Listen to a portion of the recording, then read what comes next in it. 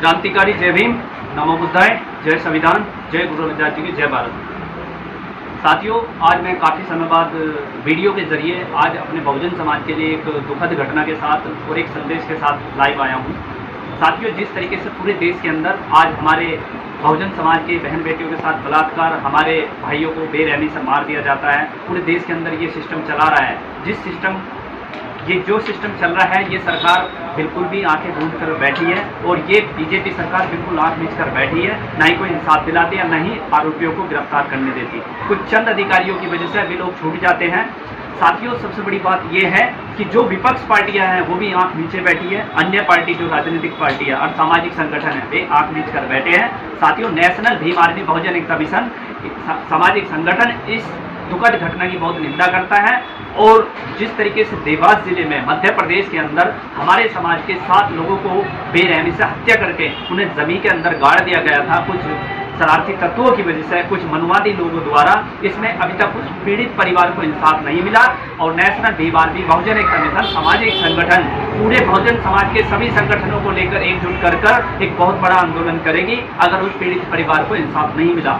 और साथियों, मैं बता देना चाहता हूँ, नेशनल भीम आर्मी बहुजन एकता मिशन सामाजिक संगठन के जो राष्ट्रीय प्रवक्ता जी विनोद सागर जी के नेतृत्व में जल्द ही हापुड़ से एक गांव-गांव में जागरूकता अभियान चलाया जाएगा, जिसमें हमारे अपने समाज के युवाओं, बहन बेटियों, बुजुर्गों और बच्चों को शिक्षा और संविधान के प्रति गांव-गांव में जागरूक करने का कार्य किया जाएगा। क्योंकि परम पूज्य बाबा साहब यही कहते थे कि हमारे समाज के बच्चों का, हमारे समाज का भला अगर हो सकता है तो केवल शिक्षा और कलम के दम पर होता है। क्योंकि जिस तरीके से कुछ चंद नेता और कुछ चंद सामाजिक संगठन के लोगों ने हमारे समाज को 2 टुकड़ों में बांट दिया गया है, उन टुकड़ों की भरपाई करने के लिए हमें सभी संगठनों को एक मंच पर लाने का पुरजोर प्रयास करना पड़ेगा, जिसमें दलित, मुस्लिम और आदिवासियों को एक मंच पर लाकर एक क्रांति की मशाल जलानी होगी। और नेशनल भीम आर्मी बहुजन एकता मिशन सामाजिक संगठन 18 राज्यों में क्रियाशील है और गांव-गांव में जागरूकता अभियान चलाया जा रहा है। और जल्द ही आने वाले समय में सत्ता अपने हाथ में होगी, जिसमें हमें समाज सभी संगठनों को एकजुट करके एक नया परिवर्तन लाना पड़ेगा। और जहां पर शोषण और अत्याचार, बलात्कार बढ़ता जा रहा है, उसके लिए हमें पूरे जोर से प्रयास करना पड़ेगा और संगठन की विचारधाराओं को घर घर पहुंचाने का कार्य करना पड़ेगा।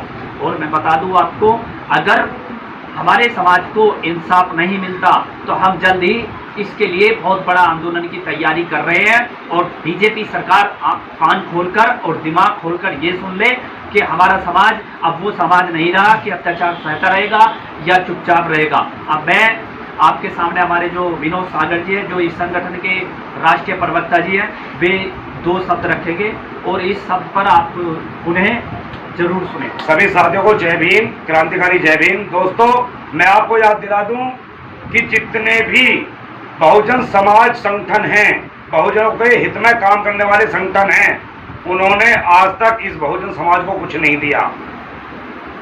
केवल मान्यवर कांशीराम साहब और बाबा साहब डॉक्टर भीमराव अंबेडकर जी और उनसे पहले जो महापुरुष थे, उन्होंने तो इस समाज के लिए बहुत कुछ दिया। इस समाज को 70 साल में वहां पहुंचा दिया जहां की कभी कल्पना नहीं की जा सकती, उम्मीद नहीं की जा सकती। जितने भी दलित संगठन हैं, चाहे वो माननीय उदित राज जी का संगठन हो, रामविलास पासवान जी का संगठन हो, चाहे वो माननीय चंद्रशेखर जी का संगठन हो, केवल और केवल इस दलितों को बेचने का काम कर रहे हैं और इस दलितों को बांटने का काम कर रहे हैं और इन दलितों को आपस में लड़ाने का काम कर रहे हैं। आज हम एक वादा आपके सामने करते हैं। मैं नेशनल भीम आर्मी के जो राष्ट्रीय अध्यक्ष माननीय लोकेश कटारिया जी है, इनके साथ जब तक हूं, जब तक ये समाज के हित में काम करेंगे और सामाजिक संगठन का संचालन करेंगे। जिस दिन ये राजनीति में कदम रखेंगे या राजनीतिक लोगों से अटैच हो गए, इसे राजनीतिक रूप देंगे, मैं उस दिन इस संगठन को धक्का मार दूंगा, लोकेश कटारिया जी को धक्का मार दूंगा और मैं स्वयं अलग हो जाऊंगा। ये मेरा वादा है। दूसरी बात, आज पूरे प्रदेश का हालत देख लो, पूरे भारत का हालत देख लो। ये जो चुनावी 10 दिन पहले गए हैं, 5 दिन पहले गए हैं, इनमें क्या हाल बीजेपी सरकार द्वारा किया गया है। शाम दाम दंड भेद की नीति से सगली सीट अपनी ले गए। बहन जी कहती हैं कि हम इस सीट को नहीं लड़ते, अच्छी बात है, कोई नुकसान भी इस सीट को लड़ने से, लेकिन संगठन को बनाए रखना, संगठन को मजबूत बनाए रखना, ये हमारी सबकी जिम्मेदारी होती है, बहन जी की जिम्मेदारी होती है, हमारे जितने भी दलित शुभचिंतक हैं उनकी जिम्मेदारी होती है। दोस्तों, जो पार्टी, जो संगठन समाज हित में काम करता, साल 6 महीने चलने के बाद में वो राजनीति में तब्दील हो जाता, और उसका रिजल्ट भी ये निकलता है कि इसको बहुजन समाज केवल अपना दुर्भाग्य समझ के बैठ जाता है और अपना दुर्भाग्य मान लेता है।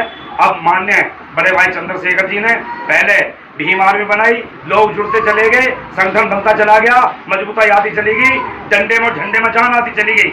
लेकिन जैसे ही राजनीतिकरण हुआ, जैसे ही भीम आर्मी को बांट के एक आजाद समाज पार्टी का गठन किया गया, वहाँ 50% लोग रह गए।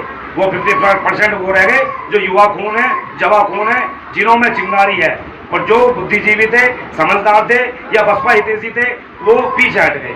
दोस्तों, मैं आपसे विनती के साथ कहना चाहता हूं कि नेशनल भीम आर्मी जब तक सामाजिक काम करते रहे, आप साथ देते रहना, और जब ये राजनीति का रूप धारण करे, इन्हें भी धक्का मार देना। जय भीम, जय भारत। आपका भाई विनोद सागर, राष्ट्रीय प्रवक्ता, नेशनल भीम आर्मी भारत। जय भीम। सब्सक्राइब करें आपके अपने चैनल समता आवाज़ टीवी को, बेल आइकन दबाना ना भूलें सबसे पहले हमारी वीडियो देखने के लिए।